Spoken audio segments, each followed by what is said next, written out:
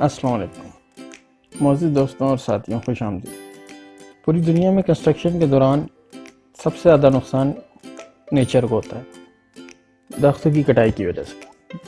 پاکستان جو پہلے ہی ماحولیاتی تبدیلیوں سے سب سے زیادہ متاثر ہونے والے ممالک میں شامل ہیں، وہاں کسی بھی کنسٹرکشن کے دوران بہت بڑے پیمانے پر درختوں کی کٹائی کی جاتی ہے۔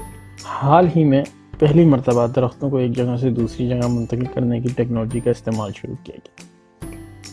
وفاقی دارالحکومت اسلام آباد کے ادارے CDA نے بیرون ملک سے منگوائی گئی مشین ٹری موونگ مشین کے ذریعے سڑکوں کی کشادگی کے دوران درختوں کو ضائع ہونے سے بچایا۔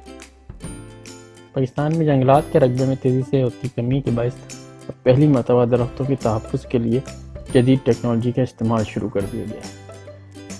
بڑے پیمانے پہ درختوں کی کٹائی عمل میں لائی جاتی ہے۔ اب تعمیرات کے دوران درختوں کو ضائع ہونے سے بچانے کے لیے اسلام آباد کے ادارے CDA نے اس جدید مشین کا استعمال شروع کیا ہے، جس کی مدد سے کسی بھی درخت کو ایک جگہ سے نکال کر دوسری جگہ لگایا جا سکتا ہے۔ یہ تجربہ اسلام آباد کے ایک شاہراہ کی توسیع کے دوران کیا گیا۔